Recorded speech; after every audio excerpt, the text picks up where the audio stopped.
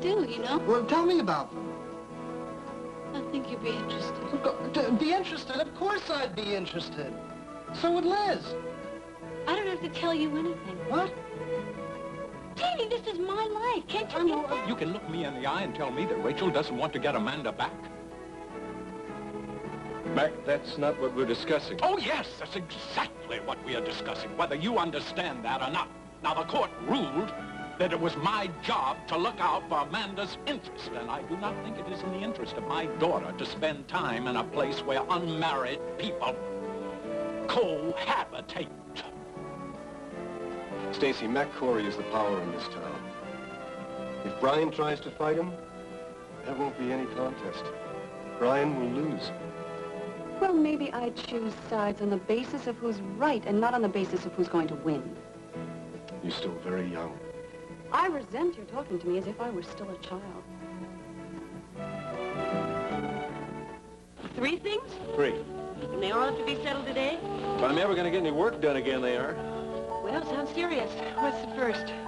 First is Jamie. Oh, you're gonna have a father-son heart-to-heart, huh? A job opportunity has come up at the university.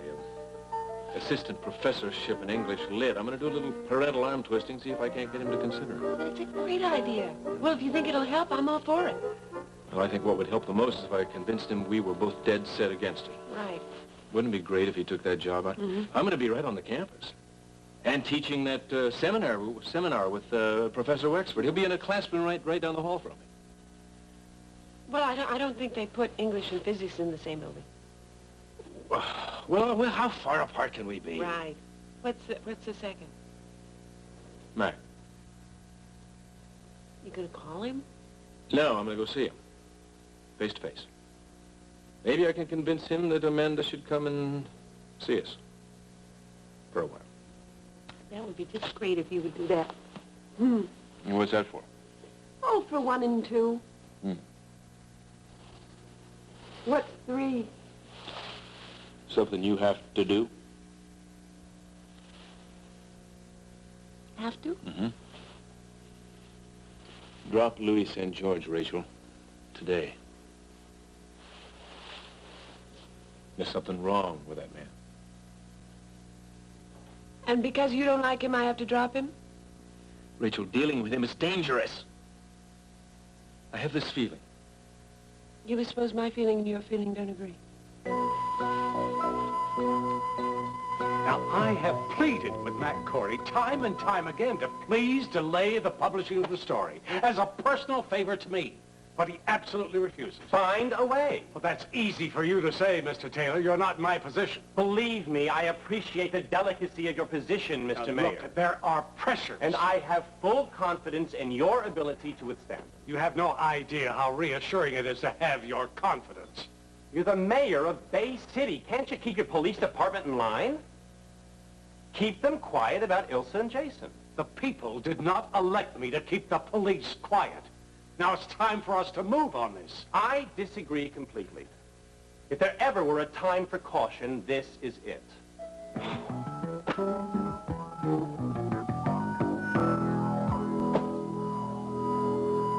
We have to change our plans, Ilsa. Because of Sandy Corey. The company can't take any chances. If this project is going to work, it is going to have to be run with absolute discretion. One guy starts to snoop around, and then all of a sudden, we've got to close up shop. Nobody said anything about closing up. Modification. Why can't we do it the way I said? Move just outside town, just outside the city limits. We've tried that before, Jason, with the arena. Oh, Jess is right. We have to have a new approach. And while we're at it, perhaps we can consider ways to curb Sandy's curiosity.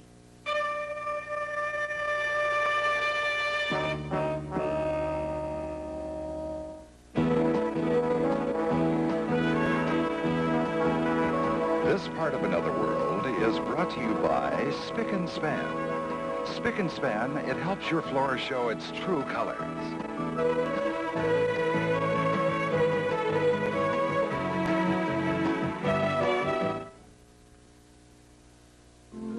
Oh, you'll like Ada, Stacy. All you have to do is come up with one word about what you have in mind. She'll have 40 plans on how you can get started. Well, I can't wait. She should be here any second. Well, between you and Ada, oh, and Brian Bancroft. What about Brian? Nothing. He was elected as a reform candidate, wasn't he? Well, yes, that was my impression at the time. Well, has something happened to change your impression? Perhaps I should explain. No, thanks, Cass, but really it's my place to do that. You see, Brian is one of my oldest friends. We've worked together for a number of years, until he was elected mayor, as a matter of fact. Well, has something happened to change your impressions? My son, Sandy, has come up with a lot of evidence that Bay City is about to be invaded by an organization known as the Company. They're trying to do what they've tried before, establish a large-scale prostitution ring. Brian found out that we were going to make a major story out of this for Bravo. And he tried to get Mac to pull the story. Why? He refuses to say why. Every time Mac has asked him, he's sidestepped with generalizations about the public good and responsible journalism. But no specifics? Now, I'm not saying he may not have a good reason for what he's doing, but if he does, he's certainly not telling. Of course, that in itself proves nothing. Still, it doesn't jibe with the Brian that I thought I knew so well.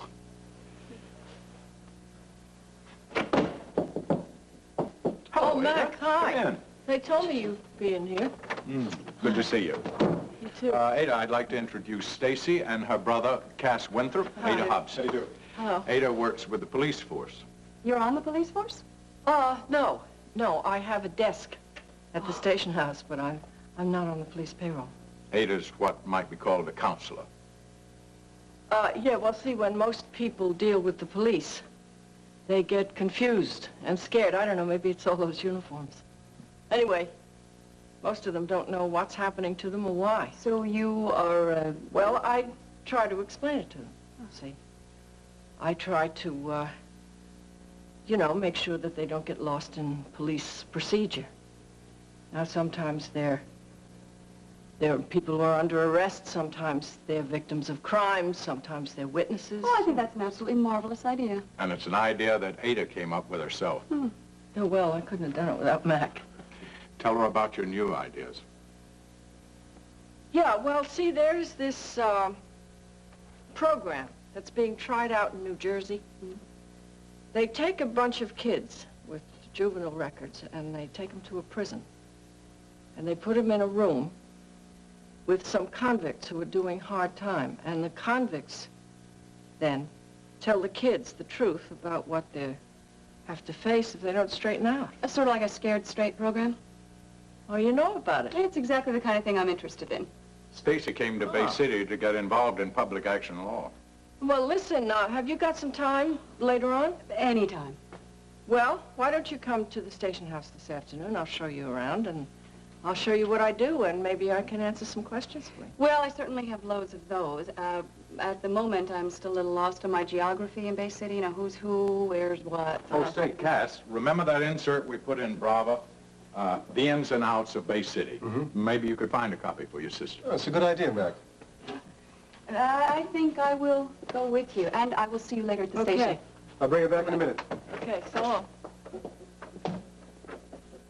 Mac, have you got a minute? For you, Ada, always. It's about Amanda. I'm not changing my mind. I'm not asking you to. You and Rachel have to work that out between you. But, Rachel is my daughter. And I know that she's made a lot of...